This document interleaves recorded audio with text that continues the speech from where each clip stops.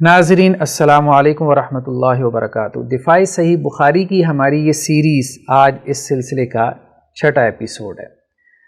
हर episode के अंदर हम सही बुखारी की किसी न किसी रवायत का तज़किरा करते हैं कि जिसके ऊपर बहुत से एतराज़ात या ऑब्जेक्शन किए गए होते हैं, तो हम असल में उन एतराज़ात को देखते हैं, उनको एड्रेस करते हैं कि किस हद तक वो एतराज़ जस्टिफाई करता है या उसके अंदर जो है वो वज़न है। आज हमारे सामने जो सही बुखारी की रवायत है वो मारूफ रवायत की, जिसमें ये तज़किरा है कि हज़रत इब्राहीम अलैहिस्सलाम ने 3 झूठ बोले। तो पहले हम इस रवायत को देख लेते हैं, फिर हम देखते हैं कि इस रवायत के हवाले से क्या इतराज़ है, फिर हमने ये देखना है कि वो इतराज़ बनता भी है कि नहीं बनता। ये हमारे सामने सही बुखारी की रवायत है 5084।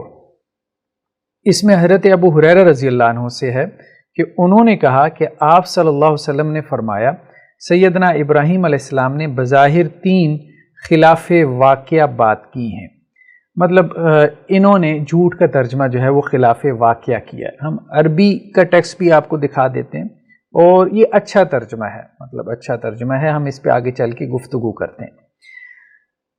हज़रत अबू हुरैरा से है क़ाल नबी सल्लल्लाहु अलैहि वसल्लम कि अल्लाह के नबी सल्लल्लाहु अलैहि वसल्लम फरमाया, लम यकज़िब इब्राहीम। यहाँ किज़्ब का लफ्ज़ है, अरबी में क्या है, किज़्ब का लफ्ज़ है कि लम यकज़िब इब्राहीम इल्ला सलासा कज़बात, कि इब्राहीम अलैहिस्सलाम ने जो है वो 3 झूठ बोले। तो किज़्ब का तर्जमा जो है वो ये किया जाता है कि जी 3 झूठ। लेकिन इसमें जो अब्दुस्तार हमाद साहब हाफिज़हुल्लाह ताला ने तर्जमा किया है कि 3 बातें इब्राहीम अलैहिस्सलाम से खिलाफ़ वाक़या सादिर हुई हैं, क्योंकि झूठ या किज़्ब उसको कहते हैं जो वाक़े के ख़िलाफ़ हो। मतलब एक बात वाक़े के मुताबिक हो तो वो सच है, और अगर वो वाक़े के ख़िलाफ़ हो तो उसको झूठ कहा जाता है। तो खैर बहरहाल हम आगे चलते हैं। अभी तो आप ये देखें कि ये बात हमें सही बुखारी में मिली है। दूसरी रवायत जो हमें सही बुखारी में मिल रही है, अब हम अगले नुक्ते की तरफ जा रहे हैं कि जब भी हमने किसी रवायत को स्टडी करना है ना, तो गहराई में जाके स्टडी करना है, उसके मुख्तलिफ जो है वो चेन्स को सामने रख के, और ये देखना है कि कितनी बात रसूल सल्लम की है और कितनी बात सहाबा की है, कितनी ताबीन की है और कितनी अहले इल्म की है। तो जो रसूल सल्लम की बात है वो किस किस तरह से हमें हदीस में मिलती है, ये भी हमने देखना है। तो ये अब देखें, सही बुखारी में एक दूसरी रवायत है, ठीक है, जरा गौर कीजिएगा। 3358 यहां क्या है कि अन अबी हुरैरा रज़ियल्लाहु अन्हु क़ाल, हज़रत अबू हुरैरा ने कहा। ये किसने कहा? हज़रत अबू हुरैरा ने कहा है ये बात, ठीक है। लम यकज़िब इब्राहीम अलैहिस्सलाम इल्ला सलासा कज़बात, कि इब्राहीम अलैहिस्सलाम ने जो है वो 3 झूठ के अलावा झूठ नहीं बोले। यहाँ पे तर्जमा भी यही किया गया है कि हज़रत अबू हुरैरा ही से रवायत है कि उन्होंने कहा, हज़रत अबू हुरैरा ने कहा कि हज़रत इब्राहीम ने सिर्फ 3 मरतबा खिलाफ़ वाक़या बात की। 2 रवायतें सही बुखारी की आपके सामने आ गई। एक रवायत है मुख्तसर, जिसमें ये मौजूद है कि हज़रत अबू हुरैरा कहते हैं कि अल्लाह के रसूल सल्लल्लाहु अलैहि वसल्लम ने कहा। एक रवायत है सही बुखारी की जो कि मुफस्सल है, जिसमें यह है कि हज़रत अबू हुरैरा ने ये कहा। इसको हम उसूल हदीस की इस्तिलाह में कहते हैं कि एक रवायत मरफू है, यानी मरफू रवायत वो है कि जिसकी निस्बत रसूल सल्लम तक साबित है, और एक रवायत मौकूफ़ है, यानी जिसकी सनद जो है वक्फ से ठहर जाना, यानी जिसकी सनद सहाबी पे जाके जो है वो ठहर जाती है, ठीक है। तो मौकूफ़ रवायत में और मरफू में आपने फ़र्क करना है, कौन सी बात रसूलुल्लाह सल्लल्लाहु अलैहि वसल्लम की तरफ जो है वो निस्बत से साबित है और कौन सी बात हज़रत अबू हुरैरा रज़ी अल्लाह अन्हु के कौल के तौर पे साबित है, ठीक है। तो दोनों में फ़र्क करेंगे ना, एक बात रसूलुल्लाह सल्लल्लाहु अलैहि वसल्लम की है और एक हज़रत अबू हुरैरा रज़ी अल्लाह अन्हु का कौल है। तो कौल सहाबी की भी अहमियत है, लेकिन बहरहाल वो उस माने में जिसे हम इस्तिलाही माने में हदीस रसूल कहते हैं, तो सहाबी का जो कौल होता है वो उस तरह से हदीस नहीं होता, यानी हदीस रसूल सल्लल्लाहु अलैहि वसल्लम नहीं होता। फिर आपको मैं दिखा दूं, जो रवायत तो अल्लाह के रसूल सल्लल्लाहु अलैहि वसल्लम से है वो मुख्तसर है, ये आप देखें, ठीक है। ये रवायत जो है वो मुख्तसर है अल्लाह के रसूल सल्लल्लाहु अलैहि वसल्लम से, ठीक है। इतनी सी रवायत है। इसमें ये तज़किरा है कि हज़रत इब्राहीम अलैहिस्सलाम की तरफ जो है वो 3 झूठ की निस्बत है, बिल्कुल है। लेकिन हज़रत अबू हुरैरा से जो कौल साबित है, जो मौकूफ़ रवायत है, उसमें तफसील ज़्यादा है, वो हम आपको दिखाएं। वो रवायत जो है सही बुखारी की ये वाली है, ठीक है। اب اس میں جو تفصیل ہے نا، جو حضرت ابو ہریرہ والی روایت ہے، یہ دیکھیں، یہ لمبی چوڑی روایت ہے، یہ لمبی چوڑی روایت ہے. تو یہ حضرت ابو ہریرہ کا قول ہے. ٹھیک ہے، کہنے کا مقصد دونوں میں ذرا آپ نے فرق کرنا ہے. اچھا، یہ فرق کیوں کرنا ہے؟ اس کی وجہ یہ ہے کہ حضرت ابو ہریرہ کا جو قول ہے اس میں کچھ باتیں آ گئیں جس کو بنیاد بنا کے رسول اللہ صلی اللہ علیہ وسلم کی طرف جو ہے ان کی نسبت کی گئی ہے کہ آپ صلی اللہ علیہ وسلم یہ کیسے کہہ سکتے ہیں. دیکھیں، بات یہ ہے، جو بات آپ صلی اللہ علیہ وسلم کی نسبت سے بخاری میں ثابت ہے اس کی نسبت اللہ کے رسول کی طرف کریں. جو بات حضرت ابو ہریرہ کی نسبت سے رضی اللہ عنہ بخاری میں ثابت ہے تو اس کی نسبت حضرت ابو ہریرہ کی طرف کریں. اب کرتے کیا ہیں جو لوگ حدیث کا انکار کرتے ہیں، وہ بات جو کہ حضرت ابو ہریرہ رضی اللہ عنہ کی نسبت سے ثابت ہے اس کی نسبت بھی رسول اللہ صلی اللہ علیہ وسلم کی طرف کر کے حدیثوں کو آپس میں گڑمٹ کر کے اور یہ کہتے ہیں کہ جی رسول اللہ صلی اللہ علیہ وسلم یہ کیسے کہہ سکتے ہیں. دیکھیں، بات یہ ہے، اب جیسے ہم آپ کو بتاتے ہیں کہ یہ جو روایت حضرت ابو ہریرہ سے ثابت ہے تو اس میں ایک بات یہ ہے، یعنی جب 3 واقعات بیان کیے گئے ہم آپ کے سامنے رکھ دیتے ہیں. بہرحال یہ روایت جو حضرت ابو ہریرہ سے ثابت ہے کہ اس میں یہ جب اس بات کو کھولا گیا ہے کہ حضرت ابراہیم علیہ السلام کے وہ 3 جو ہے وہ جھوٹ کیا تھے، خلاف واقعہ باتیں کیا تھیں، تو اس میں کہا گیا کہ 2 تو وہ ہیں جن کا تذکرہ قرآن میں بھی ہے. ایک تو حضرت ابراہیم نے کہا کہ انی سقیم، کہ میں بیمار ہونے والا ہوں. مطلب ان کی قوم کے لوگ ان کے پاس آئے تھے کہ ہمارا میلہ لگنا ہے، بتوں کا میلہ لگتا تھا، آپ ہمارے ساتھ چلیں. تو حضرت ابراہیم علیہ السلام نے کہا کہ بھائی میں تو بیمار ہوں. اور پھر حضرت ابراہیم علیہ السلام نے پیچھے سے جو ہے وہ ان کے بت خانے میں جا کے ان کے سارے بت توڑ دیے.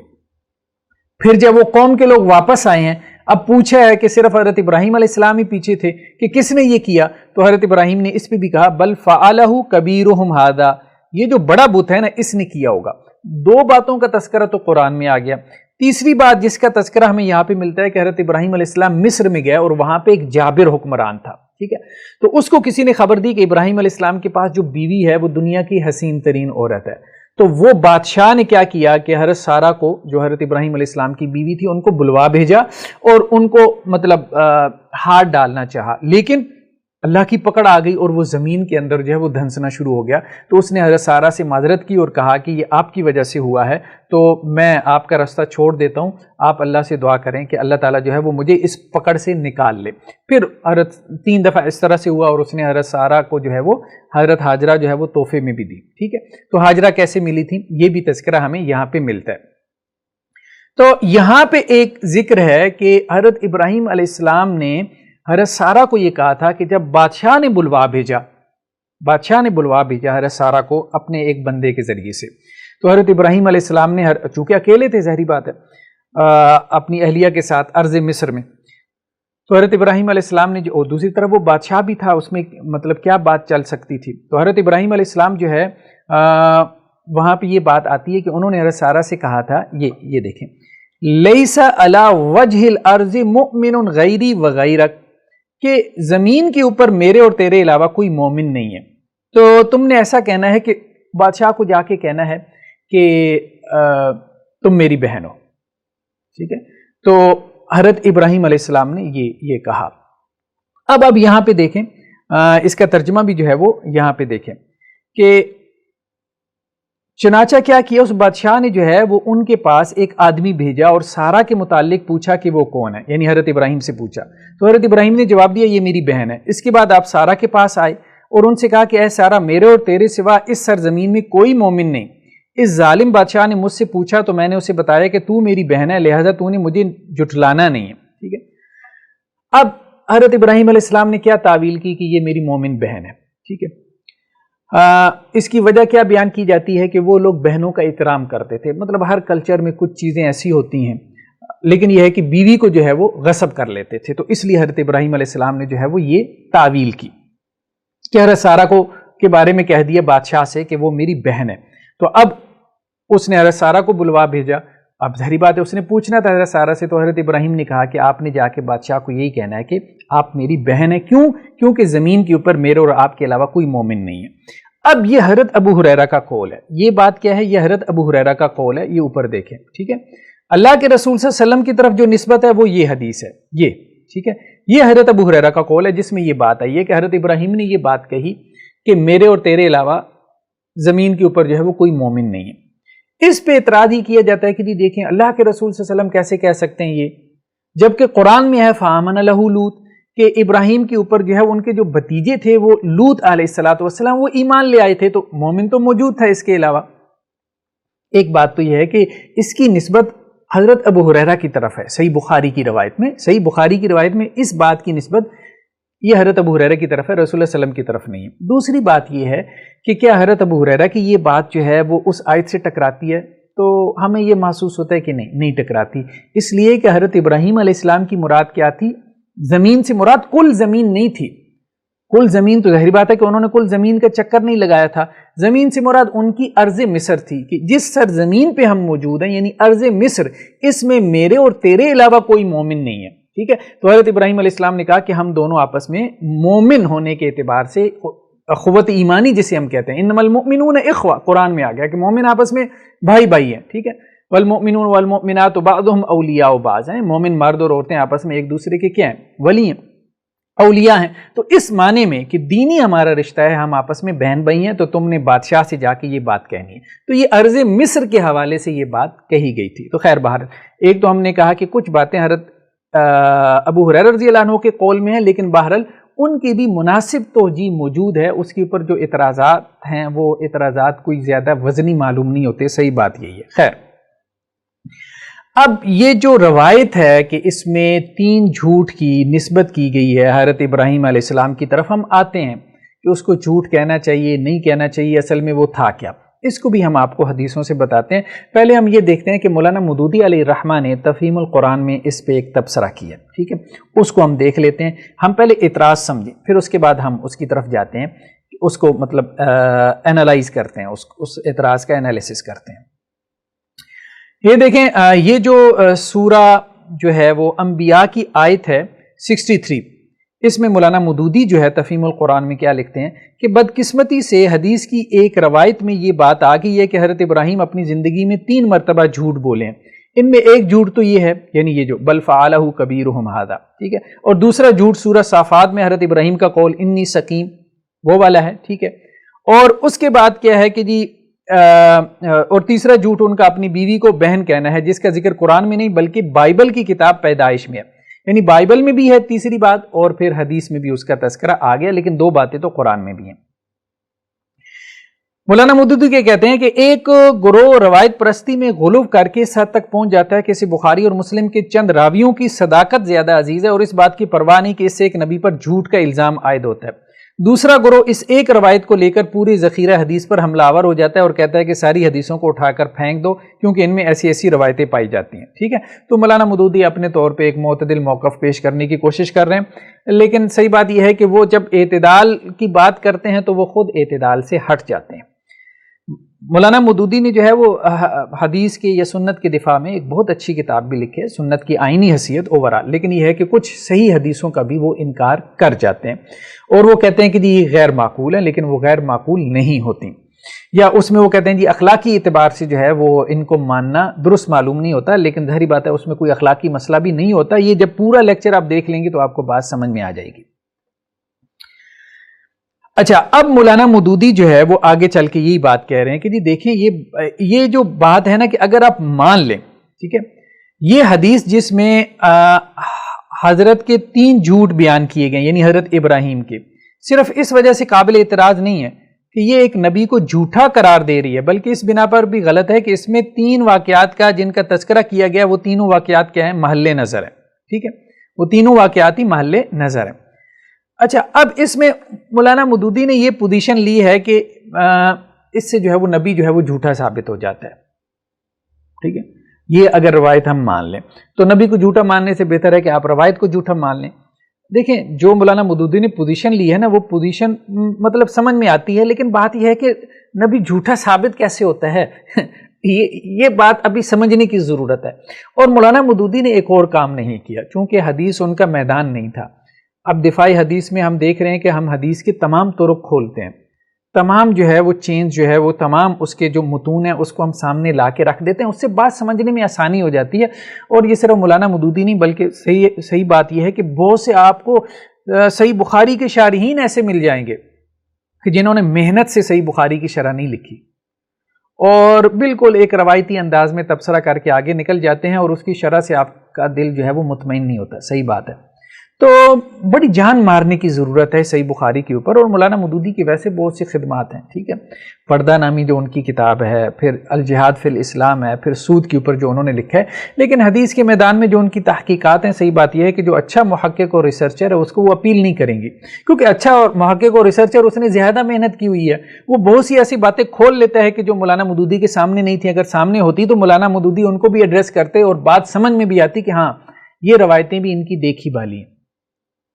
تو خیر بہرحال اس سے کوئی تان لازم نہیں آتا مولانا مودودی کے اوپر. ہر بندے کا ایک میدان ہے. وہ ایک اچھے پولیٹیکل تھنکر تھے اور تحریک اسلامی میں اوورال جو ہے پولیٹیکل اسلام میں ان کی جو خدمات ہیں ہم ان کو ایڈمائر کرتے ہیں, ان کو اپریشیٹ کرتے ہیں, اور اسی میں انہوں نے جو ہے وہ زندگی وغیرہ گزاری.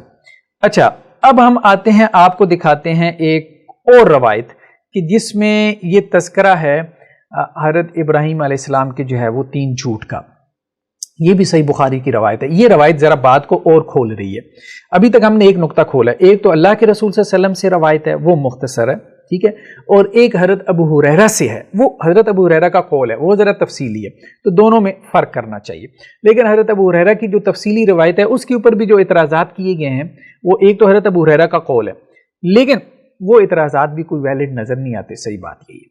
اچھا, دوسری بات جو ہم کھولنے لگے ہیں وہ یہ کہ حدیث شفاعت آپ نے سنی ہوگی کہ رسول اللہ صلی اللہ علیہ وسلم یہ فرماتے ہیں کہ قیامت والے دن جب میدان حشر میں لوگ جمع ہوں گے, حساب کتاب شروع نہیں ہو رہا ہوگا, تو لوگ حضرت آدم کے پاس آئیں گے کہ آپ اللہ سے سفارش کریں حساب کتاب شروع ہوتا کہ جنہوں نے جنت میں جانا جنت میں جائیں, وہ تو سکون پائیں نا. حضرت آدم علیہ السلام معذرت کر لیں گے کہ میں نے درخت کا پھل کھا لیا تھا اور آج اللہ تعالیٰ جو ہے وہ غضب میں ہے, تو مجھ میں تو ہمت نہیں کہ اللہ سے ہم کلام ہوں. تم جو ہے وہ نوح علیہ السلام کے پاس جاؤ, وہ پہلے رسول ہیں. حضرت آدم علیہ السلام نبی ہیں, وہ پہلے رسول ہیں. تو وہ حضرت نوح کے پاس آئیں گے, حضرت نوح علیہ السلام بھی معذرت کر لیں گے کہ میں نے اپنے بیٹے کے لیے دعا کر لی تھی, تو تم ایسا کرو کہ ابراہیم کے پاس آؤ. تو حضرت ابراہیم علیہ السلام کے پاس جب وہ آئیں گے تو حضرت ابراہیم علیہ السلام بھی ان سے معذرت کریں گے کہ میں نے جو ہے وہ 3 باتیں ایسی کی تھیں کہ جو خلاف واقعہ تھیں. پھر وہ حضرت موسیٰ علیہ السلام کی طرف بھیجیں گے, حضرت موسیٰ علیہ السلام بھی معذرت کریں گے کہ مجھ سے قبطی کا جو ہے وہ قتل ہو گیا تھا. پھر وہ انہیں حضرت عیسیٰ کی طرف بھیجیں گے, حضرت عیسیٰ بھی معذرت کریں گے. پھر وہ رسول اللہ صلی اللہ علیہ وسلم کی طرف جائیں گے تو اللہ کے رسول اس وقت شفاعت کریں گے. یہ شفاعت کی حدیث ہے جو کہ معروف ہے, ٹھیک ہے. اب یہاں پہ الفاظ کیا ہیں, الفاظ کیا ہیں یہ دیکھیں کہ جب حضرت ابراہیم علیہ السلام کے پاس آئیں گے تو حضرت ابراہیم کیا کہیں گے, وَإِنِّي قَدْ كُنْتُ كَذَبْتُ ثَلَاثَ كَذِبَاتٍ, کہ میں نے جو ہے وہ 3 باتیں ایسی کی تھیں, میں نے 3 باتیں ایسی کی تھیں جو کہ خلاف واقعہ تھیں. یا میں نے, آپ یوں کہہ لیں کہ جی وہ یہ کہتے ہیں جی یہی ترجمہ کریں کہ جی 3 جھوٹ بولے تھے, کاذب کا لفظ ہے. چلیں ہم یہی ترجمہ اس لیے کر رہے ہیں کہ وہ یہ کہتے ہیں, ٹھیک ہے, وہ یہ کہتے ہیں, تو ہم ان کی بات ہی لے لیتے ہیں اور اس کو اسی طرح سے آگے چلاتے ہیں کہ بخاری کی روایت میں آتا ہے کہ حضرت ابراہیم یہ کہتے ہیں. اب دوسری بات آپ سنیں, دوسری بات آپ سنیں, یہ بہت اہم ہے, یہ الفاظ نوٹ کر رہے ہیں کہ حضرت ابراہیم یہ کہہ رہے ہیں وَإِنِّي قَدْ كُنْتُ كَذَبْتُ ثَلَاثَ كَذِبَاتٍ, کہ میں نے 3 جھوٹ بولے تھے. یہ قیامت والے دن وہ کہیں گے, قیامت والے دن. یہ حدیث شفاعت میں رسول اللہ صلی اللہ علیہ وسلم نے بیان کیا. اللہ کے رسول صلی اللہ علیہ وسلم نے حضرت ابراہیم کی طرف 3 جھوٹ کی نسبت نہیں کی. بیسیکلی یہ ہے وہ والی روایت کہ اللہ کے رسول نے کہا کہ حضرت ابراہیم نے 3 جھوٹ کے علاوہ جھوٹ نہیں بولے, تو اس سے مراد اللہ کے رسول صلی اللہ علیہ وسلم کی کیا ہے کہ آپ صلی اللہ علیہ وسلم یہ پوزیشن نہیں لے رہے کہ حضرت ابراہیم نے 3 جھوٹ بولے. اللہ کے رسول صلی اللہ علیہ وسلم بیسیکلی حضرت ابراہیم کے حوالے سے یہ بات کر رہے ہیں کہ حضرت ابراہیم قیامت والے دن یہ پوزیشن لیں گے کہ میں نے 3 جھوٹ بولے تھے, تو اس لیے میں جو ہے وہ شفاعت مطلب کرنے میں مجھے جو ہے وہ تردد ہو رہا ہے, ٹھیک ہے, اللہ کا مطلب سامنا کرنے کی وہ ہمت نہیں ہے. تو یہ جو حضرت ابراہیم علیہ السلام کی بات ہے نا, اصل بات یہ ہے کہ یہ جھوٹ نہیں تھے, اس کو ہم آگے چل کے کھولتے ہیں. لیکن خلاف واقعہ بات تھی, خلاف واقعہ بات تھی کہ جس کو ہمارے ہاں اصطلاح میں توریہ بھی کہہ دیتے ہیں. توریہ اس بات کو کہتے ہیں کہ جو زو معنی بات ہوتی ہے, یعنی جس میں 2 طرح کے معنی نکل رہے ہوں, ٹھیک ہے, تو وہ سری جھوٹ نہیں ہوتا. تو حضرت ابراہیم علیہ السلام نے جو بات کہی تھی وہ زو معنی قسم کی بات تھی کہ جس میں 2 قسم کے معنی نکل رہے تھے, ٹھیک ہے. اب حضرت ابراہیم علیہ السلام کا جو مقام اور مرتبہ تھا نا, اس مقام اور مرتبے کے اعتبار سے حضرت ابراہیم یہ سمجھتے تھے کہ میرے لیے اتنی بات کرنا بھی مناسب نہیں تھی, یعنی شریعہ میں وہ الاؤڈ تھی. یہ ہم آگے چل کے آپ کو کھول کے بیان کرتے ہیں, وہ بات کرنا شریعت میں جائز تھی. لیکن حضرت ابراہیم علیہ السلام جو ہے وہ اپنے مقام اور مرتبے کے اعتبار سے یہ سمجھ رہے تھے کہ میرے لیے شاید اتنا جو ہے وہ بات کرنا بھی مناسب نہیں تھی. جو میرا مقام اور مرتبہ ہے کہ وہ ابو الانبیاء ہیں، تمام نبیوں کے جو ہے وہ باپ ہیں، وہ اولو العزم رسولوں میں سے ہیں. تو یہ بعض اوقات یہ ہوتا ہے نا کہ ایک چیز شریعت میں جائز بھی ہوتی ہے، یعنی مباح اور الاؤڈ کے درجے میں ہوتی ہے، لیکن اللہ کے ساتھ آپ کا جو تعلق ہوتا ہے اس کی وجہ سے آپ یہ سمجھ رہے ہوتے ہیں کہ نہیں میں یہ بھی نہ کرتا تو اچھا تھا، یعنی میں عزیمت کی راہ جو ہے وہ اختیار کرتا. یعنی بعض اوقات یہ ہے کہ رخصت ہوتی ہے، لیکن یہ ہے کہ اللہ سے آپ کا جو تعلق ہوتا ہے آپ کہتے ہیں کہ نہیں میں رخصت جو دین میں میرے لیے رخصت تھی، ٹھیک ہے، ریلیکسیشن تھی، میں اس کو اگر استعمال نہ کرتا اور میں عزیمت کے اوپر چلتا، عزیمت کا راستہ اختیار کرتا تو وہ میرے لیے زیادہ بہتر ہوتا. تو یہ انسان کی ایک ہمبلنس ہے، یہ انسان کی ایک عاجزی ہے، یہ انسان کا اللہ کے ساتھ ایک تعلق ہے، تعلق باللہ ہے، ٹھیک ہے، کہ جس کی وجہ سے انسان کے اندر ایک فیلنگ اور احساس پیدا ہوتا ہے. دیکھیں قیامت والے دن یہ احساسات صرف حضرت ابراہیم میں نہیں پیدا ہو رہا ہے، یہ احساس حضرت نوح میں بھی پیدا ہو رہا ہے، ٹھیک ہے، یہ احساس حضرت آدم میں بھی پیدا ہو رہا ہے. اور ہم یہ سمجھتے ہیں کہ حضرت آدم کی جو خطا ہے وہ کیا ہے؟ ظاہری بات ہے کہ وہ مسٹیک ہے، خطا ہے، جسے کہتے ہیں جی تیر خطا ہو گیا، وہ انٹینشنلی نہیں تھی. اسی طرح حضرت نوح علیہ السلام کی جو دعا ہے اس کو بھی آپ دیکھ لیں کہ حضرت نوح علیہ السلام جو ہے وہ اپنے بیٹے کے لیے دعا کر رہے ہیں کہ یا اللہ اس کو بچا لیں. وہ کافر تھا، ایمان نہیں لایا تھا کہ وہ میرے اہل و عیال میں سے ہے، تو اللہ تعالیٰ کہہ رہے ہیں کہ اے نوح وہ آپ کی جو ہے وہ اہل و عیال میں سے نہیں ہے. پھر حضرت ابراہیم کا تذکرہ آتا ہے اور حضرت ابراہیم کے اندر بھی وہی فیلنگ ہے جو فیلنگ آپ آدم میں، نوح میں، پھر ابراہیم کے بعد موسیٰ میں دیکھ رہے ہیں علیہ الصلاۃ والسلام.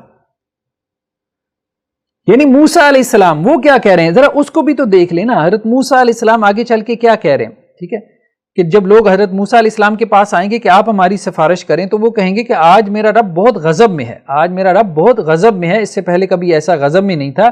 وَإِنِّي قَدْ قَتَلْتُ نَفْسًا لَمْ أُؤْمَرْ بِقَتْلِهَا، مجھے جو ہے وہ جس نفس کے قتل کا حکم نہیں دیا گیا تھا میں نے تو اسے قتل کر دیا. یعنی اب دیکھیں نا حضرت جو ہے وہ موسیٰ علیہ السلام کی طرف قتل کی نسبت ہو رہی ہے. اب مولانا مودودی علیہ الرحمہ یہ جو کہتے ہیں کہ جی یہ حدیث مان لینے سے ہمیں یہ ماننا پڑے گا کہ نبی جو ہے وہ جھوٹا ہے، ٹھیک ہے، معاذ اللہ جو اس حدیث کو مانتے ہیں وہ یہ نہیں کہتے. دیکھیں مولانا مودودی سے بھی ہم یہی عرض کریں گے، مولانا مودودی سے بھی ہم بصد احترام یہ عرض کریں گے کہ ساری زندگی آپ کو لوگوں سے یہ شکایت رہی کہ جی لوگ آپ کی بات جو ہے وہ اس طرح سے نہیں بیان کرتے جیسے آپ بیان کرتے ہیں، اور آپ کی بات کو لوگ اپنے الفاظ میں بیان کر کے آپ کے اوپر تان کا دروازہ کھول دیتے ہیں. تو آپ بھی جو ہے جو اہل سنت کی بات ہے، جو اس حدیث کو مانتے ہیں ان کی بات ان کے الفاظ میں بیان کریں، ٹھیک ہے. وہ یہ نہیں کہتے کہ نبی علیہ الصلاۃ والسلام نے، حضرت ابراہیم علیہ السلام نے جو ہے وہ جھوٹ بولا تھا. وہ یہ کہتے ہیں کہ یہ توریہ تھا، یہ خلاف واقعہ بات تھی، یہ جھوٹ نہیں تھا. اس کے لیے وہ جھوٹ کے لفظ کا اطلاق نہیں کرتے، اور نہ ہی وہ یہ کہتے ہیں کہ جی نبی جھوٹا ہے. معاذ اللہ کوئی نبی کو جھوٹا کہے وہ تو کافر ہو جاتا ہے. تو آپ بھی جو ہے وہ اہل سنت کی طرف ایسی باتوں کی نسبت نہ کریں، ایسی باتوں کی نسبت نہ کریں جو ان کے الفاظ نہیں ہیں، جن کو وہ جو ہے وہ اون ہی نہیں کرتے. تو یہ ہمارے یہاں ایک ایموشنل اور جذباتی انداز ہوتا ہے کہ آپ دوسرے کی بات کو جو ہے وہ اپنے الفاظ میں بیان کریں، اور ایسے الفاظ سے کہ جس سے دوسرے کے ایموشنز کو فوراً آپ جو ہے وہ ٹچ کریں اور اس کو اپنے حق میں لیں. یہ سب لوگ کرتے ہیں، میرے خیال میں یہ نہیں کرنا چاہیے. مولانا مودودی علیہ الرحمہ کے خلاف بھی ہوا ہے، ہم اس کے حق میں بھی نہیں ہیں، اور جہاں پہ مولانا مودودی بھی ایسا کرتے ہیں تو ہم اس کے حق میں بھی نہیں ہیں. تو کوئی بھی نبی کو جھوٹا نہیں کہتا، ٹھیک ہے، کوئی بھی نبی کو جھوٹا نہیں کہتا. معاذ اللہ ثم معاذ اللہ. جو اس روایت کو مانتے ہیں وہ جھوٹ کی نسبت بھی نبی کی طرف نہیں کرتے. جیسے دیکھیں کہ حضرت موسیٰ علیہ السلام نے قتل کیا تھا، اس کو تو مولانا مودودی بھی مانتے ہیں. اب اگر کوئی مولانا مودودی علیہ الرحمہ کو کہے کہ جی آپ اس بات کو مانتے ہیں کہ موسیٰ علیہ السلام سے قتل ہوا تھا، تو کیوں نہیں مانیں گے؟ قرآن میں ہے قبطی کا قتل ہوا تھا، پھر حدیث میں بھی ہے. اب کوئی مولانا مودودی کو کہے کہ جی آپ تو موسیٰ کو قاتل مانتے ہیں، تو اب ظاہری بات ہے کہ جی مولانا مودودی تو کہیں گے بھائی میں تو یہ نہیں کہہ رہا، میں تو یہ بات نہیں کہہ رہا، میں تو صرف وہی بات کہہ رہا ہوں جو قرآن میں آئی ہے. وہ اتنی سی بات ہے کہ مسٹیکنلی خطا سے حضرت موسیٰ علیہ السلام سے جو ہے وہ قتل ہو گیا، یعنی انہوں نے قبطی کو مکہ مارا تھا، انٹینشن نہیں تھی قتل کی، تو قتل ہو گیا.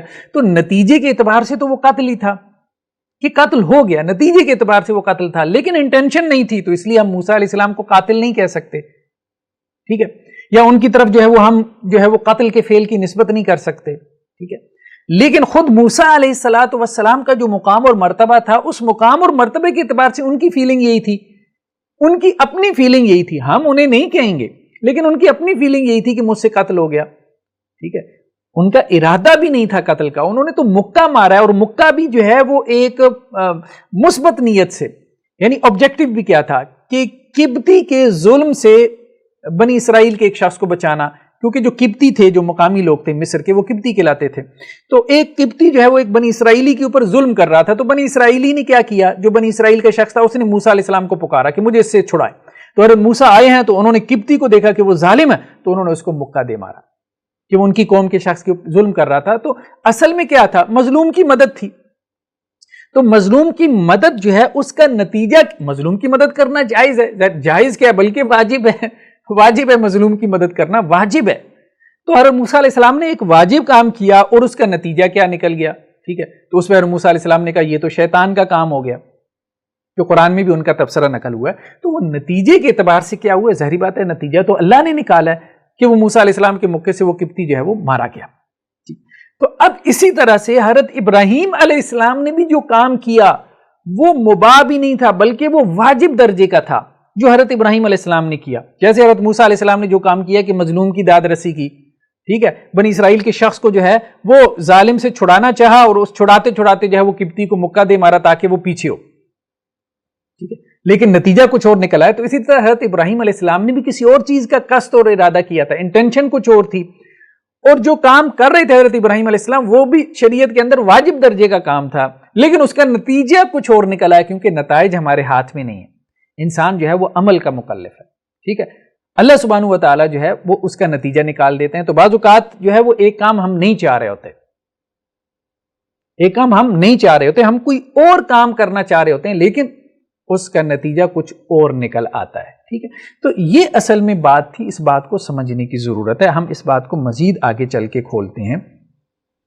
اللہ کے رسول صلی اللہ علیہ وسلم کی ایک اور حدیث ہے، یہ سنن ترمذی میں، ذرا اس کو بھی نوٹ کیجئے گا، یہ وہی حدیث شفاعت ہے، سنن ترمذی میں 3148، ٹھیک ہے، اس میں آگے چل کے یہ وہی حدیث شفاعت ہے کہ آدم کے پاس آئیں گے، نوح کے پاس آئیں گے، پھر ابراہیم علیہ السلام کے پاس آئیں گے لوگ قیامت والے دن۔ تو اس وقت حضرت ابراہیم علیہ السلام یہ کہیں گے کہ میں نے 3 جھوٹ بولے۔ اللہ کے رسول صلی اللہ علیہ وسلم نے حضرت ابراہیم کے اس قول پہ تبصرہ کیا ہے، وہ تبصرہ ذرا نوٹ کریں، کمال ہے۔ یہ روایت اگر مولانا مودودی کے سامنے ہوتی تو مجھے بتائیں کہ وہ نتیجہ نکالتے جو تفہیم القرآن میں انہوں نے نتیجہ نکالا ہے، کبھی بھی نہ نکالتے۔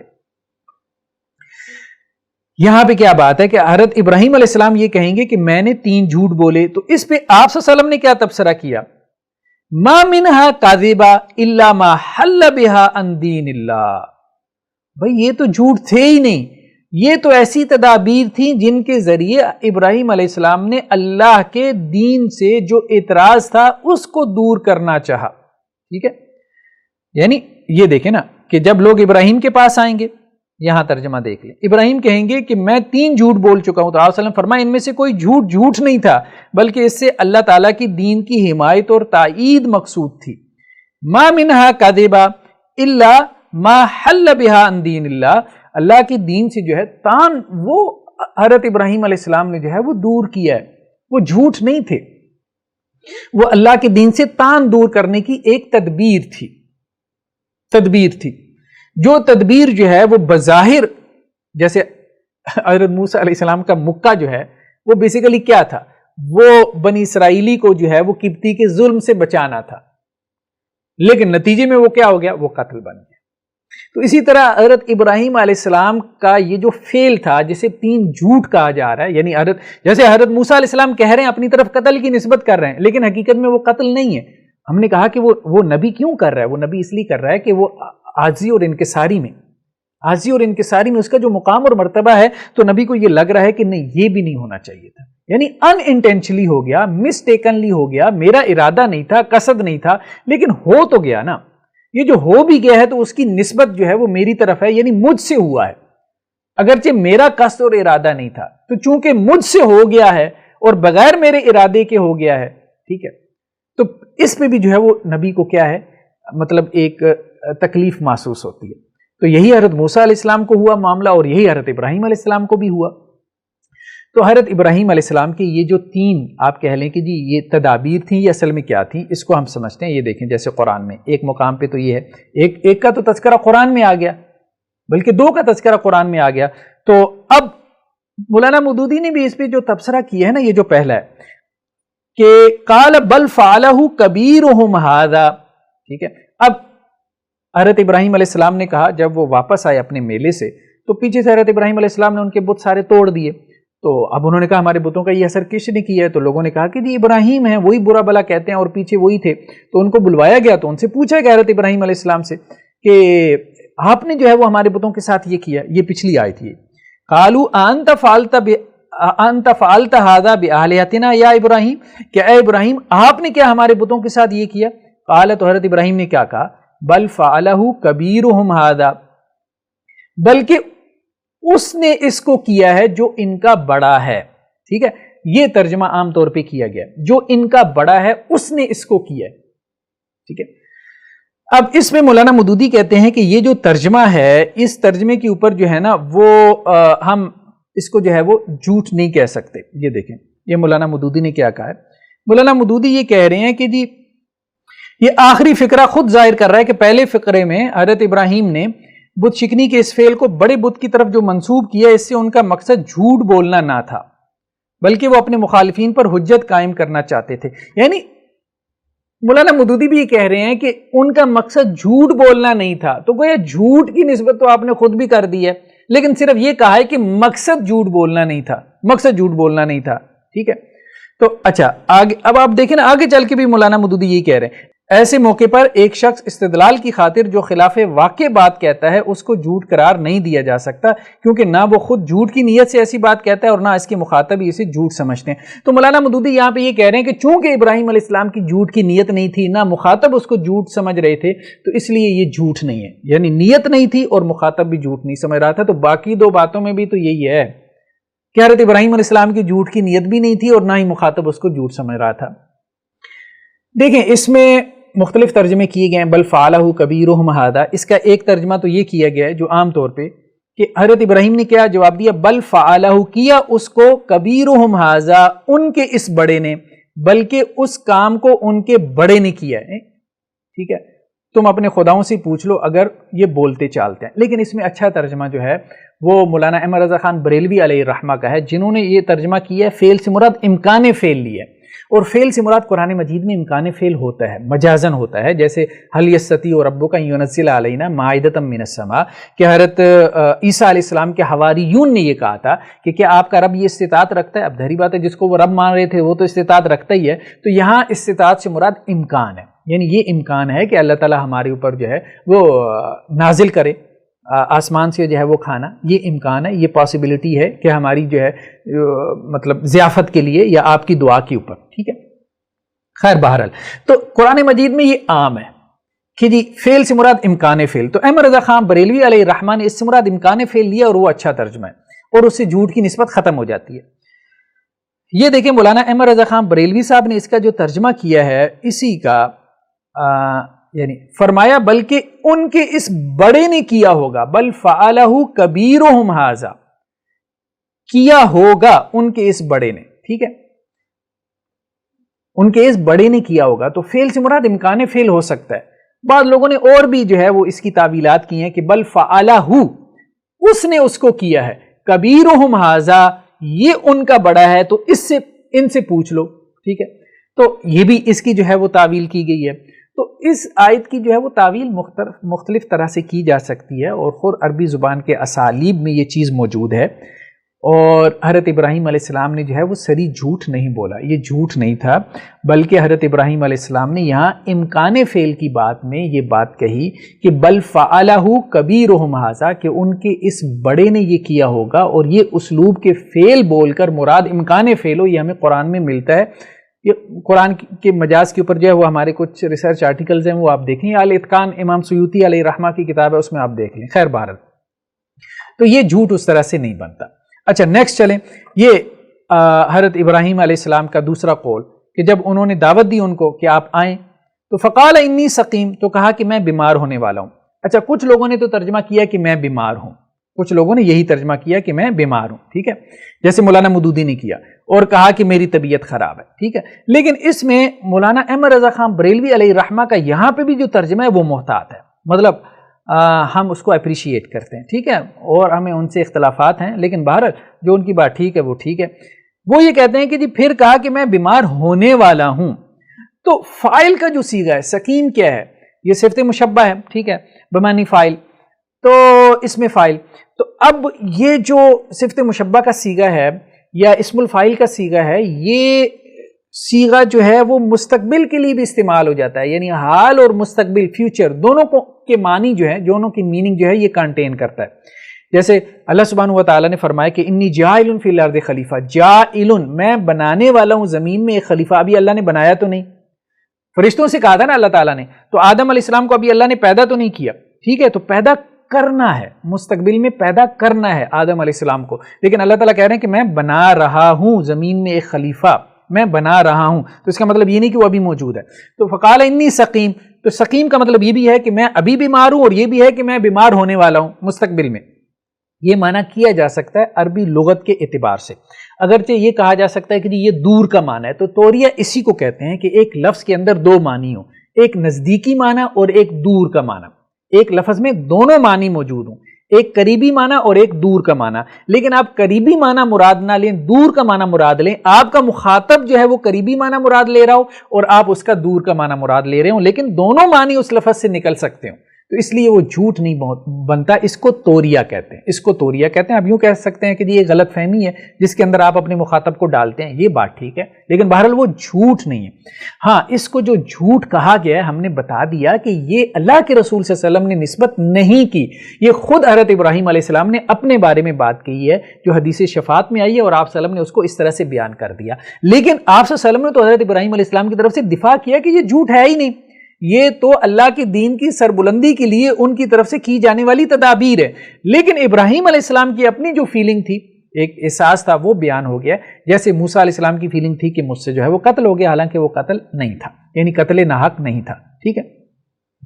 اچھا، اور اس کو تو مولانا مودودی بھی کہہ رہے ہیں کہ اگر جھوٹ کی نیت نہ ہو تو حضرت ابراہیم علیہ السلام کی جھوٹ کی نیت تھی ہی نہیں، ٹھیک ہے، وہ تو دور کا معنی مراد لے رہے تھے نا، جیسے اب دیکھیں نا حضرت شیخ الہند علیہ الرحمہ، مولانا محمود الحسن دیوبندی، جو دیوبندی مکتب فکر کے بہت بڑے عالم دین تھے، تو انگریز کے خلاف جو انہوں نے تحریک چلائی تو انگریز جو ہے وہ ان کے پیچھے پڑ ہوئے تھے، تو یہ یہاں سے جو ہے وہ ہجرت کر گیا، مکہ میں چلے گیا، تو وہاں پہ بھی جو ہے وہ انگریز سپاہ جو ہے وہ ان کے پیچھے پیچھے تھی، تو وہ انہوں نے ان کو دیکھا نہیں تھا، تصویر کا زمانہ تو تھا نہیں، تو سپاہی جو ہے نا ڈھونڈتے ڈھونڈتے خود ان کے پاس آ گئے اور ان کو کہنے لگے کہ آپ نے ان کو دیکھا ہے، ٹھیک ہے، حضرت شیخ الہند سے کہنے لگے علیہ الرحمہ کہ آپ نے ان کو دیکھا ہے، مولانا محمود الحسن دیوبندی کو، انہی سے پوچھ رہے ہیں، وہ سپاہی جو ڈھونڈتے ڈھونڈتے جو ہے وہ ان کے پاس آ گئے تھے، انہوں نے کیا کیا کہ جہاں پہ کھڑے تھے اس سے 2 قدم پیچھے ہٹ گئے اور کہا کہ ابھی یہاں پر تھے، ابھی یہاں پر تھے، تو مطلب یہ ہے کہ یہ کیا ہے، یہ جھوٹ بھی نہیں ہے، جھوٹ بھی نہیں ہے، لیکن اگلے کو آپ غلط فہمی میں ڈال رہے ہیں، اس کو کہتے ہیں توریہ، یعنی جو بات آپ کر رہے ہیں وہ جھوٹ بھی نہیں ہے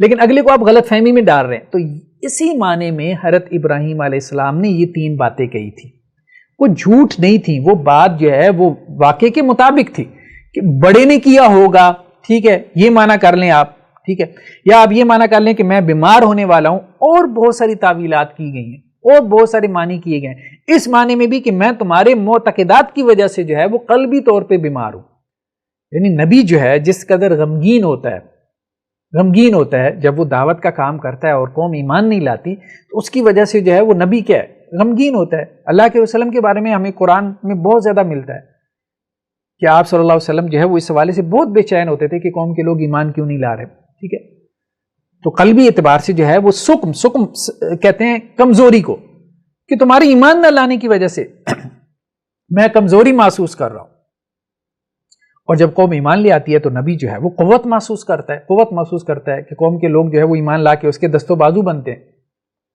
خیر، اس کی بہت سی تعویلات کی گئی ہیں کہ یہ بیسیکلی جھوٹ نہیں تھا، یہ بیسیکلی جو ہے وہ آپ کہہ لیں کہ جی نزدیکی معنی کے بجائے دور کا معنی جو ہے وہ مراد لیا گیا تھا، جس کو ہم اصطلاح میں توریہ کہتے ہیں، لیکن ابراہیم علیہ السلام نے جو ہے وہ اپنے اس کے اعتبار سے جو ہے وہ اس کو فیلنگ کے اعتبار سے اس کے اوپر لفظ کاذب کا جو ہے وہ اطلاق کر دیا۔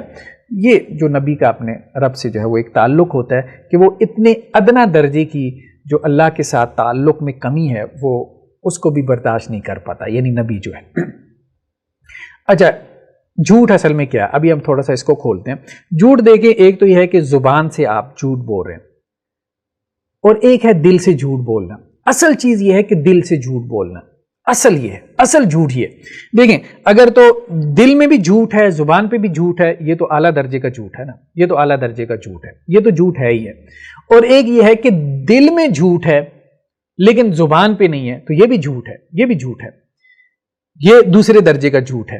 اور ایک یہ ہے کہ دل میں جھوٹ نہیں ہے لیکن زبان کے اوپر ہے، یہ وہ چیز ہے کہ جس سے پھر آگے توریہ پیدا ہوتا ہے۔ خیر، اس بات کو اگر آپ سمجھیں، جیسے قرآن میں ہے سورہ نجم میں، ما کذب الفؤاد ما رأى, the heart didn't lie about what it saw.